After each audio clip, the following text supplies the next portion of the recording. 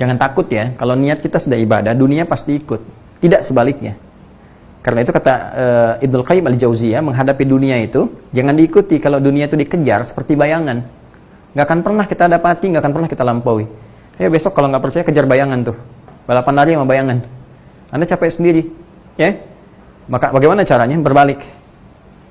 Tinggalkan, maka bayangan akan mengikuti. Pun demikian, ketika kita niatkan, semua apa yang kita kerjakan, dari pengetahuan, sejak mulai di bangku sekolah, niatkan lillah, niatkan untuk berkhidmat dalam kebaikan, niat karena Allah itu, satu punya nilai ibadah, yang kedua punya nilai-nilai kebaikan, nanti Allah akan bimbing ilmu kita menjadi maslahat, jadi manfaat. Ya, itu bedanya, ada berkahnya. Ya, ziyadatul khair, bertambah nilai kebaikannya. Dari mulai tingkat sekolah sampai ke kampus, Anda belajar di kampus manapun, silahkan, di kampus umum gak ada masalah. Anda belajar fisika, matematika, kimia, biologi, ya, apapun Anda bisa pelajari. Nanti setelah Anda lulus dari itu semua, ketika niat Anda benar, Allah akan berkenan membimbing dengan ilmu itu melahirkan karya-karya yang bermanfaat. Anda seorang arsitek, bikin bangunan-bangunan yang bermanfaat. Ya, selain rumah ibadah, bikin kantor-kantor, kantor yang baik. Nanti insting itu akan dibimbing oleh Allah. Anda nggak akan mungkin menerima proyek-proyek yang buruk, mustahil. Ya, Anda belajar dengan benar, niatnya karena Allah, tiba-tiba Anda bangun tempat-tempat maksiat, itu mustahil. Hati Anda akan berontak. Ya, hati kita akan berontak, mustahil. Ya, ini tuh poinnya.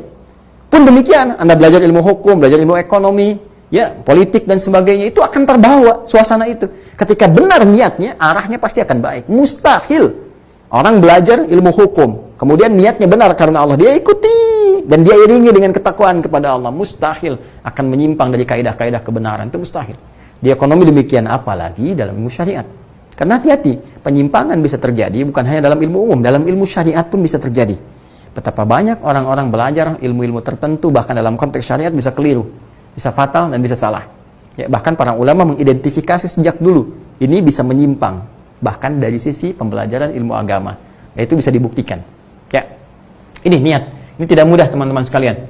Ya, bahkan saya juga mohon didoakan ya. Mohon dengan sangat didoakan para ustadz, para kiai, para habaib, ya, ulama-ulama kita, ya, baik yang personal pun tergabung di komunitas, ya, di ormas, baik MUI atau ormas tertentu, doakan, karena nggak mudah pelihara niat ini. Ya, di antara manusia-manusia, insan beriman yang dihisab di hari kiamat, yang di awal-awal, 3 golongan utama itu banyak masuk neraka.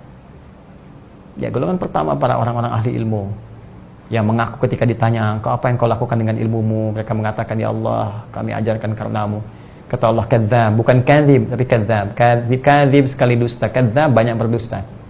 Dibuka filenya, ternyata dia hanya niatnya untuk mencari dunia saja. Ngajar